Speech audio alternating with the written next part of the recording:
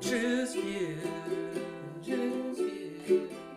So scroll to the description and hit play.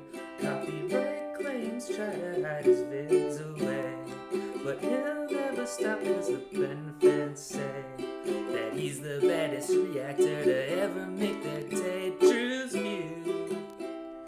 To the true, Drewz Viewz. To the true.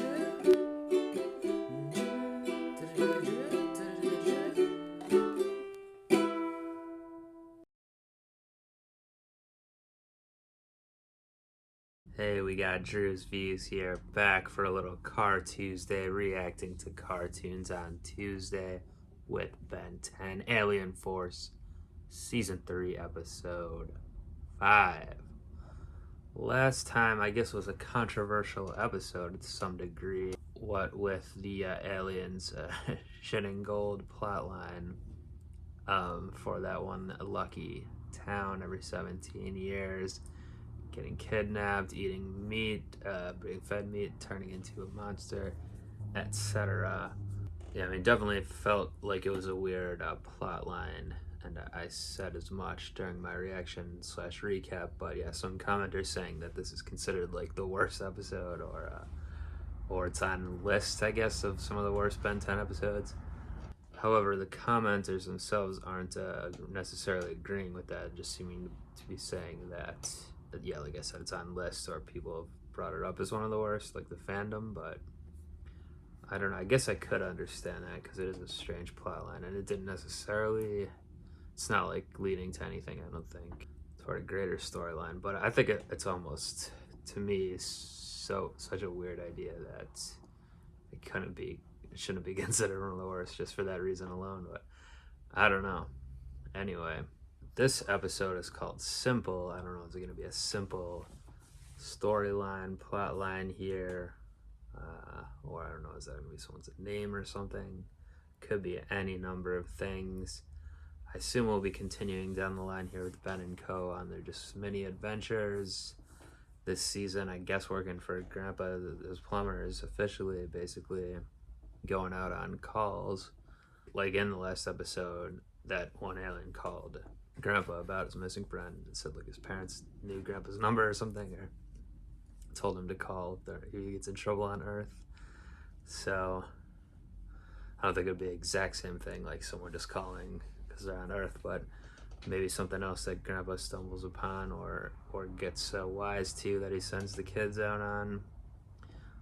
We have a little storyline going with Kevin too, and his kind of a self-esteem, etc. With his changes back to a freak monster. He wanted to give Gwen, or did end up giving her, this locket thing last time with the picture of them. But from before that, he said he wanted her to have something of him looking like he used to, which even though she doesn't care, he obviously feels some type of way about it. So to track that character development as well. But yeah, I'm simply gonna get this reaction started. Let's do it.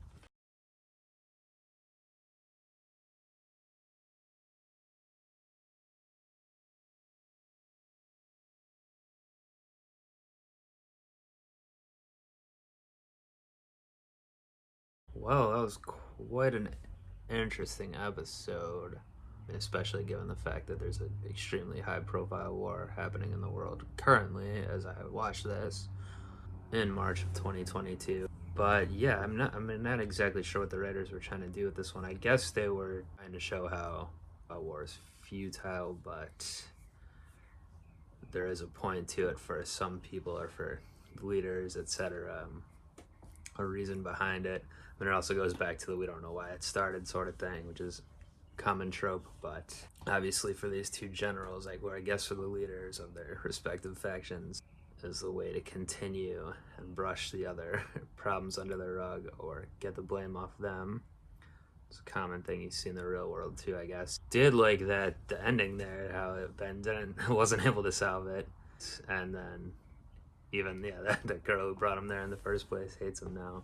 So it's kind of a twist that I liked, and maybe realistic as well to a sense, because are they trying to play off the fact of like some superhero coming in and saving, like fixing all the problems? Maybe.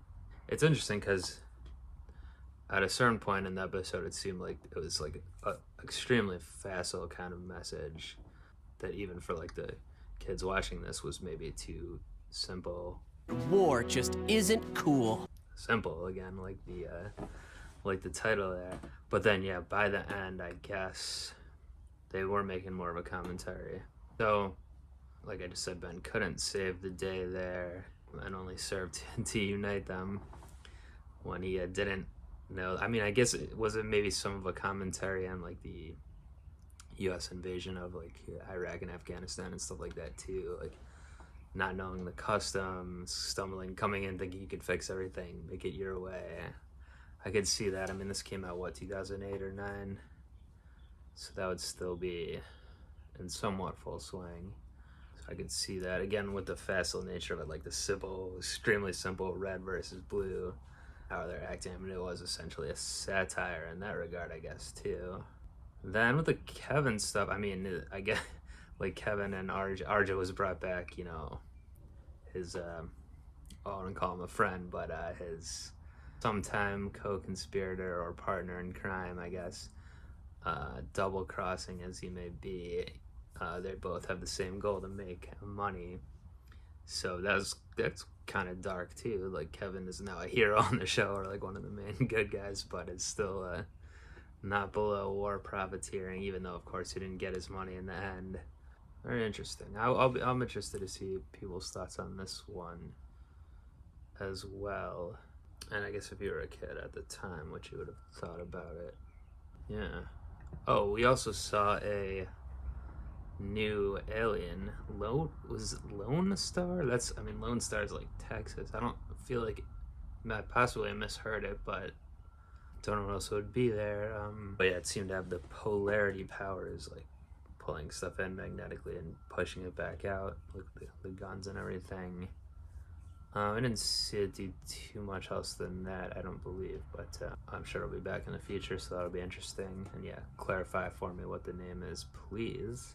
Getting way big back in there too. He doesn't show up all too often because I guess he is so huge. You need that landscape of like the desert with all the armies below to get some scale on him.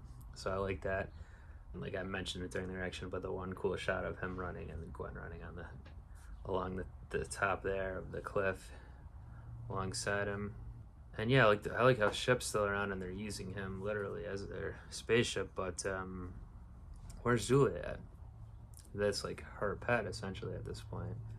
I guess there wasn't room for her in this episode, but wouldn't have mind seeing it. I mean, she could have, I like that, like Gwen was saying she had Taekwondo or whatever anyway. She could have taken this episode off and had Julia there instead of Gwen and gotten into some things. I would have liked that. It's not like the Gwen and Kevin storyline really went anywhere this time either. Well, anyway, like I said, yeah, let me know what you guys thought of that simple episode. In the meantime, do like and subscribe, and yeah, I'll be back next time for season 3 episode 6 of Alien Force. But until then, I'm out of here. Peace. So, there you go.